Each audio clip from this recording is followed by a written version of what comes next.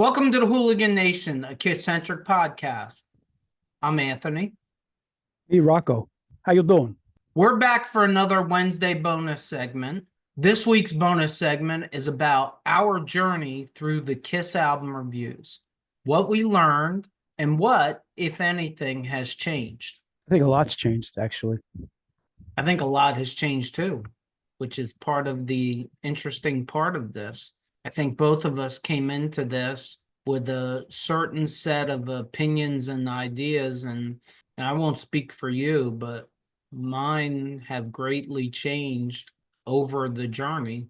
Yeah, I can say mine has too. It's been fun because at least for me, there were a few albums there that I was really looking forward to and had no idea what I would be getting myself into, and it definitely was it's been an interesting ride. Let's just say. What do you got next? I think for the most part, like you said, the business side with Gene, but I look at it. Even though Paul's never been my favorite, I respect him so much because to me, he's the glue. He is the glue from day one.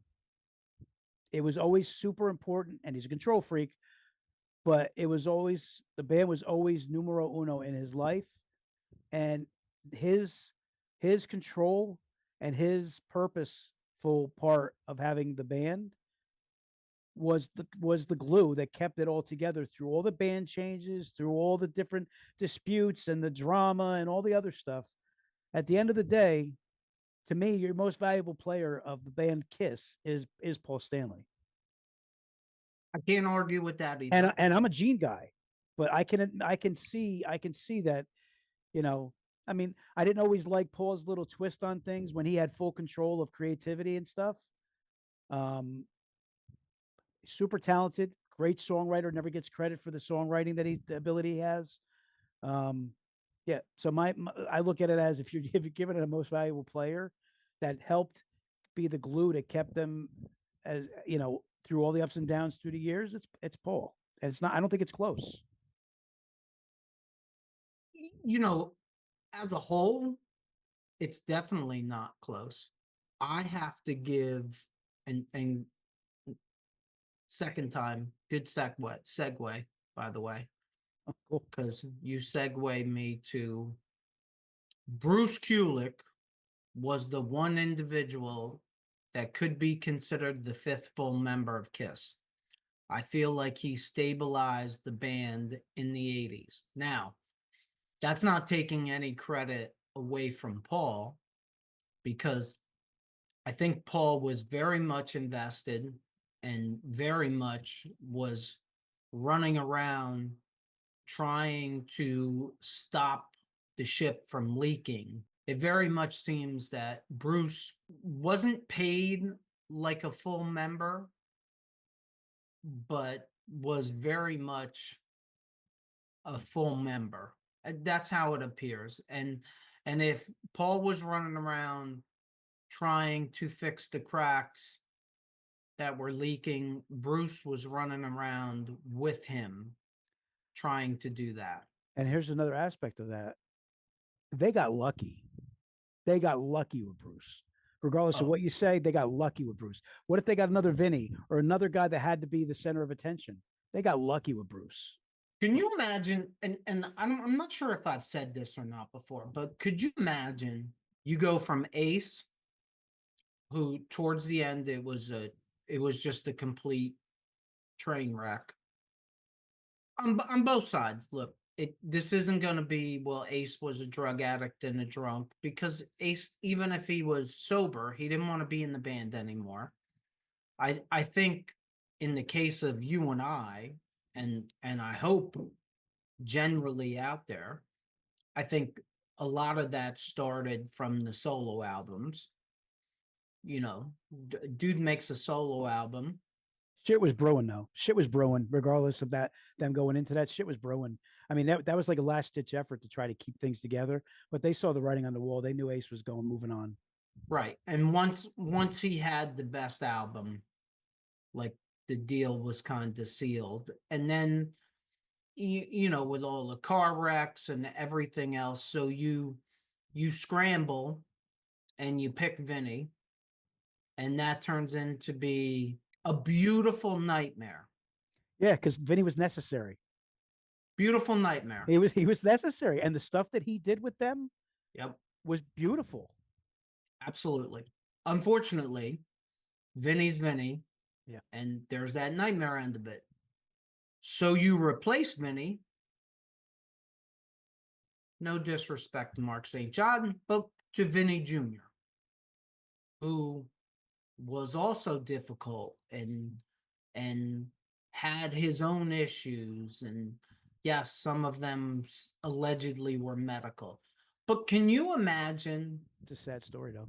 if Bruce would have turned out to be another Ace, Vinny, or Mark St. John? There's a very good chance band wouldn't have been here anymore. No, they don't make it to Tommy Thayer. No, because like at some point you got to think, look, this isn't going to work. Hey, Gene, you go be a movie star, and I'm going to go out on a solo career, and we're just going to put this to bed. And look, who knows? Maybe they would have went through 10 guitar players. But Bruce sliding in right at that time was probably the blessing of all blessings that they could have ever asked for. And look, that's not to take anything away from Eric Carr, but Eric had an overabundance of feelings, and it just seems like Bruce really doesn't. And it seems that the people who deal with Gene and Paul the best are the people that don't have an overabundance of feelings, the people that understand, hey, this is a business transaction to them. They're about business. They do things because it's in the best interest of their business. Self-serving. Yeah. Absolutely. Yeah, but they're not looking to, I mean, they have never said a bad word about Bruce ever. They're always calling him like that, the term mensch. They're always calling him, I mean, Bruce is class personified. Just as an example, I don't think they got rid of Vinny because they didn't like Vinny. They got rid of Vinny because Vinny was going to He was a detriment. He was going to be detrimental to the group. And you know what? We're going to do a Vinny episode at some point, and it's probably going to be a lot of substance. It may end up being 2 episodes. And to me, if I put one word on the whole Vinny thing, it's sad. I said this to you the other day. It's sad because to me, one of the worst things you could have in life is to be a waste of to have talent and waste it. And he let his ego. And I'm not saying everything has always been all about Vinny being, Vinny being wrong. There may have been some things where he felt he was wronged and maybe took it a little too far with the whole suing and stuff like that. But to me, it's just sad because it's undeniable his songwriting ability and his talent. And what did he make out of himself? And for Bruce, if you're ever watching, listening to this, thank you. Yeah, I agree. Thank you. Bruce, you will never get the credit that you deserve. It's unfortunate. If Bruce was ever an original member of KISS, they would have statues of him somewhere. There would be monuments for him. That's how important I believe Bruce was to KISS while he was in the band, and I still think he's incredibly important even out of the band because he's the biggest and best cheerleader for his era of the Oh, band. yeah. Hey, let me ask you a question. What do you got? Do you YouTube? I'm always on YouTube. When you YouTube, how do you support the YouTubers that you like? If I find something I dig, I subscribe to it and I hit like right away. That's a great idea. I'm sure the creators appreciate your support. I would think so. You think maybe now's a good time to ask everyone in the audience to support us? Absolutely. To everyone in the audience, please subscribe to our little channel. And while you're there, hit the like button. We're enjoying what we're doing and we want to continue to grow the hooligan community. We appreciate all your support. Absolutely. What would you consider Eric Singer and Tommy Thayer's level of loyalty? Loyalty? Yeah. Oh, I give them, what's the highest we can go? That's what I'm saying. Like they're pretty close. They're not Bruce, but they're definitely along those lines. Like to me, they were good soldiers. No, loyalty. I'm saying, I'm talking about yeah, but I'm saying like everything. Eric was not happy with the way things went down. Have you ever heard him throwing shade at Kiss? No, but he was, I mean, He wasn't happy. but he was employed by KISS.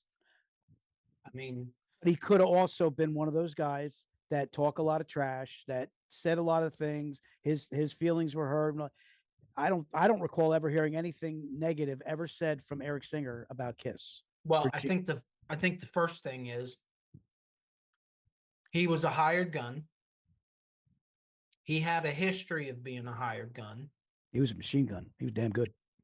So I think that's part of it. The second thing is give the guy credit for being smart enough to say, let me gracefully bow out of this and keep my mouth shut.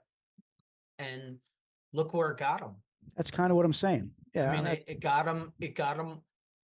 These are supposedly his words. It got him his dream gig.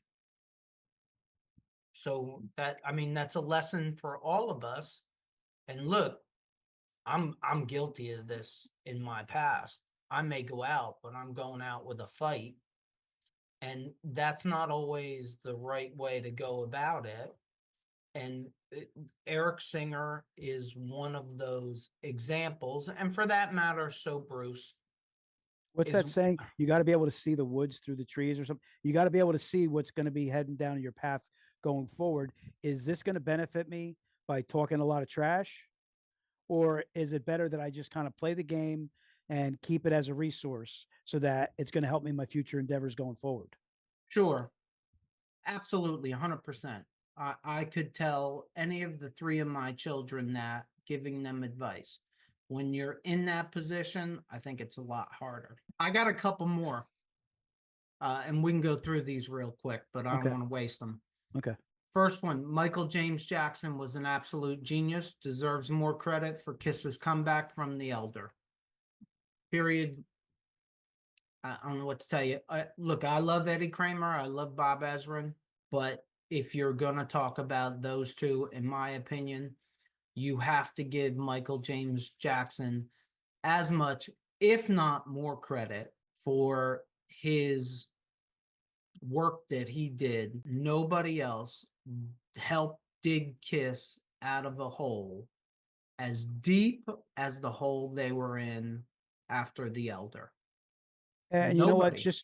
Just to kind of lean off of what you said with Michael James Jackson, like there's been stuff said about how he wasn't able to create that sound that he had on Creatures for Kiss. I mean, I know he worked on multiple things with Kiss, um, but the stuff that he did with Kiss is undeniable. Right. I mean, uh, it started with Killers, moved into Creatures of the Night and Lick It Up, and then he had a little bit to do with Animalize, but it's that what if it's that what if thing. What if James Jackson would have signed on and stayed on? Yeah, he definitely fit. Like he was a fit. Some guys, sometimes, producers don't fit. He was a fit, just like Bob Rock with Metallica. Like Mhm. he definitely fit. Animalize is much better than I remember and should be grouped with Creatures and Lick It Up. Just my opinion. I know that there's some people out in our audience that do not agree with that. But for me, I look at the four new tracks at Killers, Creatures, Lick It Up, and Animalize all in the same group. It's for me, it's the Michael James Jackson group. It's everything that he touched. From what I remember with Animalize, it's just not as complete an album. Like there's really, really good songs, but it's not a complete album. There's like 3 songs, maybe 4 songs on there that could have been better, but the 4 songs are powerful. I You can mean, take if I was going to group them, if I was going to group the three full length albums, it would be Creatures first, Lick It Up second, Animalize third. same. Like, but to me, you don't. I don't. The sound of Animalize, the aggression on Animalize, goes more towards Lick It Up and Creatures of the Night than it does towards Asylum and Crazy Nights. To me, there's a completely different sound. Does Lick It Up top Love Gun for you? No. And no, I'm not going to give you that answer. I was trying to reel you in a little bit. No. So let me end on this. I guess we'll end on this. My last thing that I learned on my journey was Bruce Kulick absolutely deserves to be in the Rock and Roll Hall of Fame as a member of KISS. No arguments, no nothing. He absolutely deserves it. Yeah, you've heard us say it before, but that's something that's never going to change. That's how we feel. And I know a lot of you guys feel the same. If you're listening to us on any of the podcast platforms, please leave us a review. And if you just found us, check out our past episodes. If you're watching us on our YouTube channel and you like this episode, please consider hitting the like button and leaving us a comment. Hit that subscribe button so you don't miss any future episodes. And check out these episodes right up here somewhere. As always, if you made it this far, thank you for supporting us. And don't forget, if it's too loud, you're too old. Peace out, Hooligan Nation.